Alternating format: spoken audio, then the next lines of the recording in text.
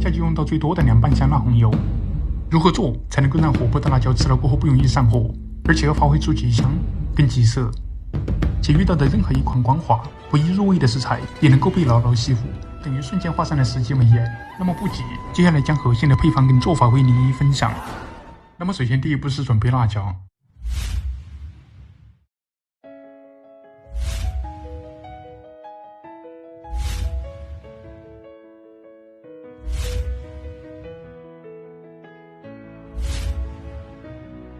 那么此5种辣椒组合是重点突出了香、色，同时辣度适中，然后擦拭掉辣椒表皮在采摘或者晾晒过程当中所吸附的泥沙跟灰尘，以免影响成品口感跟色泽。然后将辣椒剪成辣椒节，这样便于辣椒的翻炒，而且受热的更加均匀，且有利于排出水分，更快的炒干炒焦。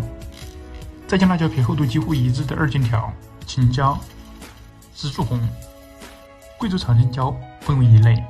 再将辣椒皮厚度较厚且结构不一的灯笼椒单独分为一类，这样分开炒制就不会导致有的已经炒焦，而有的还没有出香。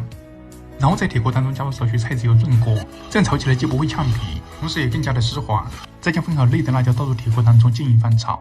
记住，炒制辣椒的全程一定是用小火，这样能够防止辣椒还未炒至焦香就已经被烧糊。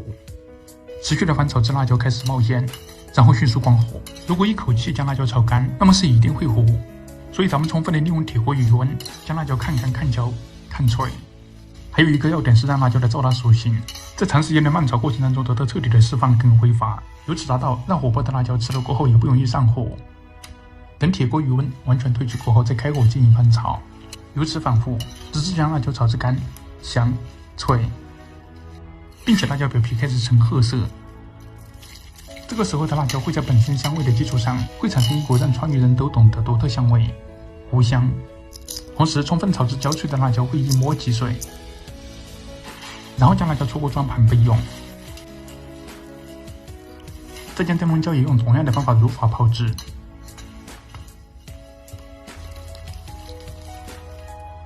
再将总量1/3的辣椒倒入石臼当中捣细，这一步能用石臼捣的情况下就绝不用机器打，因为用重力打出来的辣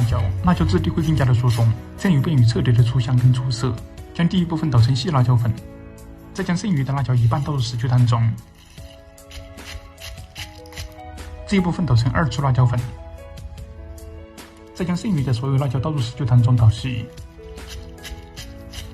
这一部分捣成更粗的辣椒粉。那么3种粗细辣椒粉的搭配，在下一步高油温碰撞的时候，2粗辣椒粉就能够弥补细辣椒粉所损失的香味跟色泽，而粗辣椒粉则能够弥补前2支辣椒所损耗的香味跟色泽。因此您肉眼所看到的普通辣椒粉很有可能却暗藏玄机。再取出总量1/5的辣椒粉用于分次加入，接着再加入高度白酒30克，拌匀。这样打湿过后不仅能够防止高油温将辣椒烧糊，同时激发出来的酒精香味有助于提升辣椒的整体香味。然后再准备重中之重的甘草3片、薄荷2克、黄栀子核1克，再加入八角1克，这样能够去除前3者的药味。那么这几种材料是给辣椒降燥所筑起的最后一道防线，让燥辣的属性变得更加柔和。再加入没过香料的开水，盖上盖子泡发个几分钟，这样能够稀释掉微微的苦涩味跟药味。然后用清水淘洗干净过后，用纱布或者香料包包抓起来备用。接着在锅里面加入纯正的菜籽油800克，这是油料香味的主要来源，再加入色拉油200克，这样有助于提升油的亮度跟光泽度。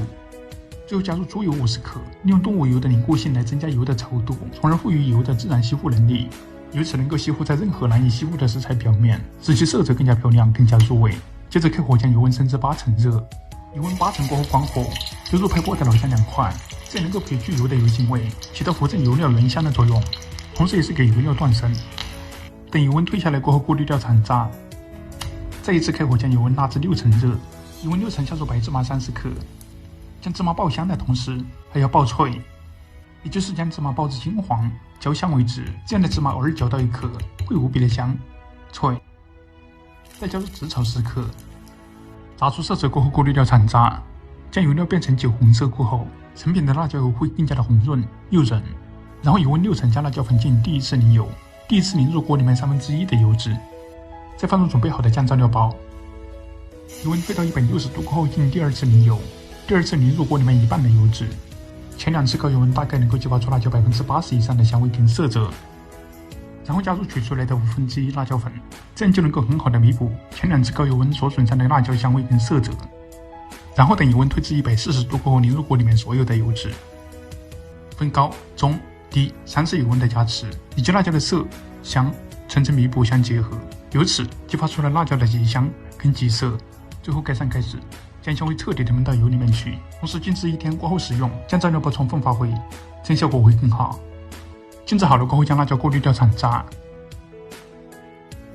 再加入炸至酥香的酥白芝麻，拌匀过后，那么一道香辣红油正式制作完成。其最大特点是菜籽油跟辣椒碰撞出来的独特香味浓郁，而且色泽红润诱人，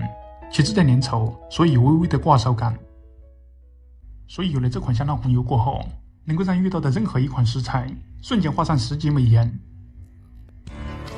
最后尝上一口，辣椒油的香味瞬间弥漫整个口腔，那么这味道就一个字形容：绝！